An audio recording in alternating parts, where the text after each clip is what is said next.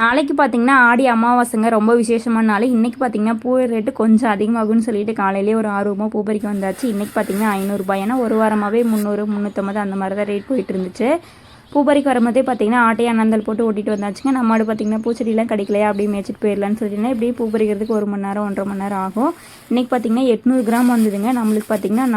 400, commission பக்கம் ரூ. 360 வந்துட்டு கிடைக்கும். பூவெல்லாம் பறித்து வச்சுட்டு வீட்டு வேலையெல்லாம் முடிச்சுட்டு வீட்டில் கிடக்கிற விளக்கு பத்திரம் எடுத்துகிட்டு கடையை க்ளீன் பண்ணுறதுக்கு தாங்க போயாச்சு. நம்மக்கிட்ட பார்த்திங்கன்னா 3 கடை வந்துட்டு ரோட்டோரமாக இருக்குது. அதில் 2 கடையை வந்துட்டு ஒட்டுக்கா வாடகைக்கு எடுத்துக்கிறேன்னு சொல்லியிருக்காங்க. அதுக்கு தான் க்ளீன் பண்ணி கொடுக்கலான்னு சொல்லிட்டு கிளம்பியாச்சு.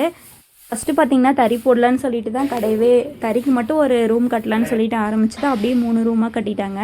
ஒரு ரூமில் பார்த்திங்கன்னா தறி போட்டதுக்கப்புறம் காலியாக தானே இருக்குது, நம்மளும் சும்மா இருக்கிறோன்னு சொல்லிட்டு மளிகை கடை வச்சுருந்தோம் கொரோனாவுக்கு முன்னாடி. அப்போல்லாம் பார்த்திங்கன்னா வியாபாரம் ரொம்ப கம்மியாக இருந்தது. ஆனால் கொரோனாவுக்கு அப்புறம் பார்த்திங்கன்னா கொரோனா டைமில் அதுக்கப்புறம்லாம் நல்லாவே வியாபாரம் ஆச்சுங்க. அதுக்கப்புறம் பார்த்திங்கன்னா ப்ரெக்னென்ட் ஆனதுனால கடையை வந்துட்டு பார்த்துக்க முடியல. இப்போயுமே பாப்பா வச்சுட்டு பார்த்துக்க முடியாது. அதனால் பார்த்திங்கன்னா க்ளோஸ் பண்ணிட்டோம். அதை நான் இப்போ தான் பார்த்திங்கன்னா ரொம்ப நாள் கழித்து வாடகைக்கு வந்துட்டு கேட்டிருக்காங்க. 2 கடையை ஒட்டுக்கா கேட்டிருக்காங்க. அதனால் பார்த்திங்கன்னா 2 கடையில் இருக்கிற பொருள் எல்லாத்தையும் இந்த லாஸ்ட் கடையில் கொண்டு வந்து வச்சுட்டு சுத்தம் பண்ணலான்னு தான் வந்தாச்சு. சோப்புலாம் போட்டுட்டு நடந்தோம் அப்படின்னா சருன்னு உழைக்குது. மாவு கட்டோட தான் போகணும்னு நினச்சேன். நல்ல வேலைங்க எதுவும் ஆகலை. அதுக்கப்புறம் பார்த்திங்கன்னா அந்த கடை எல்லாத்தையும் கழுவி விட்டு மளிகை கடையில் இருக்கிற ரேக் எல்லாத்தையுமே பார்த்திங்கன்னா எடுத்துகிட்டு வந்து இந்த லாஸ்ட் கடையில் வந்துட்டு அடுக்கியாச்சு. இன்னும் நடுக்கடையில் இருக்கிற மிஷின் எல்லாம் மாவு மிஷின்லாம் இருக்குது, அதெல்லாம் பார்த்திங்கன்னா எடுக்கணும். லாஸ்ட்டாக பார்த்திங்கன்னா ஒரு இரும்பு பெட்டி இருந்தது. அதுக்குள்ளே ஏதோ டடக்குன்னு ஆடிட்டு இருந்துச்சு. என்ன இருக்குன்னு பார்க்கலான்னா கடைசி வரைக்கும் ஓப்பனே பண்ண முடியல. கிடக்குது கழுதுன்னு சொல்லிட்டு தூங்கி போய்